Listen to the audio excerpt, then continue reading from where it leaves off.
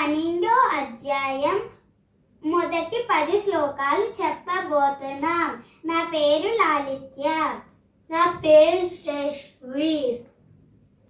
ఓం శ్రీ కృష్ణాయ పరమాత్మనే నమః.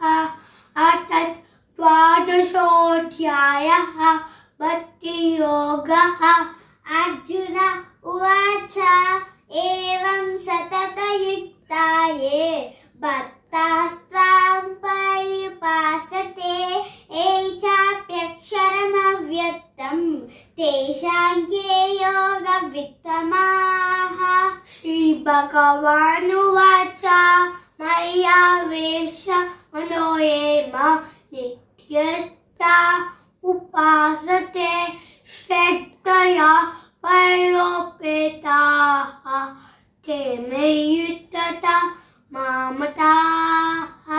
ఏతక్షరమనిర్దేశం అవ్యక్తం పర్యుపాసతే సర్వత్ర గమచింత్యం చ కూటస్థమచలం ధ్రువం.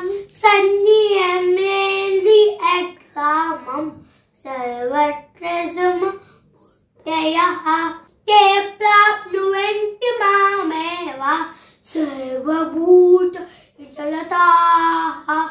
क्लेशोऽधिकतरस्तेषाम् अव्यक्तासक्तचेतसाम् अव्यक्ता हि गतिर्दुःखम् देहवद्भिरवाप्यते.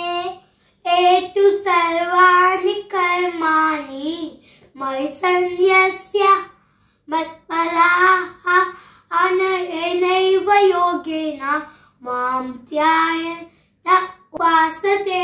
तेषामहं समुद्धर्ता मृत्युसंसारसागरात् भवामि न चिरात् पार्थ मय्यावेशितचेतसाम्.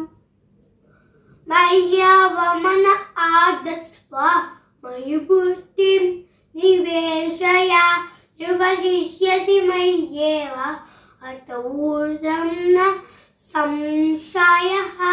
अत चित्तं समादातुं न शक्नोषि मयि स्थिरम् अभ्यासयोगेन ततः मामिच्छाप्तुं धनञ्जय.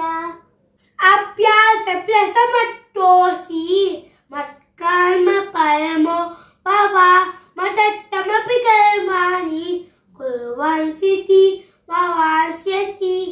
ఇయే 10 శ్లోకాలు. 12వ అధ్యాయంలో మొదటి 10 శ్లోకాలు.